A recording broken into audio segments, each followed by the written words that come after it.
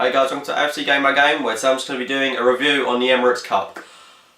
First of all, what can I say? Same old, same old. We've gone into a tournament and we haven't won the cup at the end of it. It's disappointing. I know this is a pre-season tournament, but this would have given a big morale boost to the team going into the new campaign.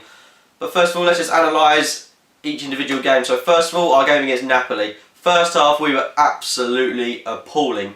Those two goals we conceded, Napoli didn't have many chances, admittedly, in that first half, but they got their chances and they took them. And we had loads of chances. We missed a penalty in the first half through Lucas Podolski. It's an absolutely appalling penalty. He's German, he's meant to be scoring him, for God's sake.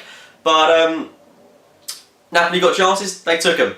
Something we didn't do. And we had chance after chance after chance in that first half. Didn't take it. Napoli had a good chance and they scored. And I don't know what Jenkinson was doing for the first goal. He's a player that I think has the most potential in the club. He's one of the most promising players, and he's making a stupid mistake like that. What was he doing? He was trying to head it away, but he just headed it straight in front of the player, and it was a simple goal. Really, really disappointed with Jenkinson for that, but he made up for it the next day. That's something I'll talk about a bit later though. But their next goal was kind of similar. The ball was just given back to them, made a great counter-attack, rounded Fabianski, and it was in the back of the net. And we were 2-0 down within about 20 minutes. It was absolutely appalling defending, and we had a good team that went out at the start of that Napoli game. I mean, we had Koscielny, Mertesacker at the back, Jenkinson and Gibbs, which is a back four that I want to see all of next season, and I think that's our strongest back four. To see them conceding two sloppy goals like that, it's just not on, just wasn't good enough. But that second half we really came out, we really asserted our dominance, we were giving Napoli barely any time on the ball. We scored a beautiful goal for Olivier Giroud. It was a great corner that came in, and it was a great scissor kick. Maybe it would have gone wide, but it did hit Sagna about there, and it went in the back of the net. Either way, it was a goal. And then a bit later on from that, Koscielny managed to hit the target, and Koscielny was really good that game. He was our best player, and he really deserved that goal. And we'd gone on, and we'd got a couple of points from that game. I mean, we got the 1 point for drawing and 2 points for scoring the goals. So we were on 3 points, level with Napoli. And our next game on the Sunday against the Galatasaray, we put out a very, very, very strong team. I mean, we had the likes of Cazorla in that. We had Sagna for me in that game was absolutely phenomenal at centre-back. I don't know what Wenger's trying to do there, if he's trying to utilise Sagna as a centre-back, considering we haven't got Vermaelen. I think that would be a bad idea, although Sagna was immense yesterday at centre-back. I think we do need to bring in one defender. I don't think we can use Sagna as a centre-back as an excuse, because if he gets injured, which he could do, I mean, he is very injury-prone nowadays, we're going to be, well, short of the back, which is a problem that we've had in the past, and I'm really hoping Wenger isn't looking for excuses to not buy anyone, because that's something that really, really is giving fans less morale. It's just not really good enough for the fans, the players, if we're not going to go out and buy anyone when we need them. But either way, we saw a lot of the first team, and we started that first half really well. We scored a bit of an odd goal through Theo Walcott, bit of a cross in, no one knew what to do with it, the defenders didn't know what to do, the goalie didn't know what to do. Ended up in the back of the net, and I thought we were really bossing it out from them. But it was in the second half when Wenger took off the likes of Cazorla, and we were just bringing on all these kids like Akpom, Zelalem. Don't get me wrong, I think they're excellent players. I think they will be good in the future.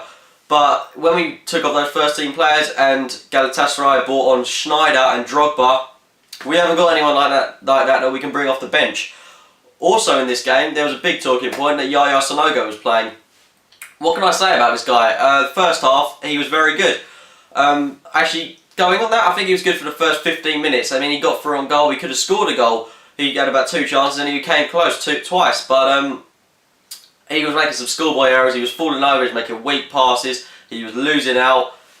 Either way, he looks promising for the future, but I don't think he was that great yesterday. He's not someone that makes me go, wow, he's not a world-class signing that we need. But either way, he's one for the future. I'm glad to see him get some playing time. I was glad to see him. He's a very strong guy, and he looks really good for the future. But either way, like I said, they brought on Drogba and Schneider. We had no one like that to bring on. I mean, we brought on Giroud and Podolski and Akpom and Zelalem, and they all look good. But I think one weak link in that defence that we brought on was Ignacy Mikel. He was playing at left back for about the second half, and he wasn't good enough. He's someone that has been in and out of the first team a lot in the past couple of years. Hasn't really broken through and asserted his dominance, but he's someone that I would like to see. He's very promising. I mean, he's had experience with La Masia, playing with Barcelona, and I'm thinking he's got to break through at some point. But yesterday he was appalling. He was letting players just walk past him. He made a couple of good tackles, but he just didn't seem as if someone that would just go, wow, he's the guy we've been looking for in our defence. He wasn't good enough, but I'm hoping he'll improve. He's only about 21, so he's got a lot of time to improve. He just needs that first team experience, I feel. But anyway, progressing in that second half, we were looking very lacklustre, and they got a penalty for a very controversial dive, it would seem, from Drogba. But either way, he converted it. It was a very good penalty. From then, we just looked really weak, and they scored an excellent goal through Didier Drogba again. It was a great ball through by Wesley Sneijder. Drogba took it around Mertesacker and slotted it in the back of the net.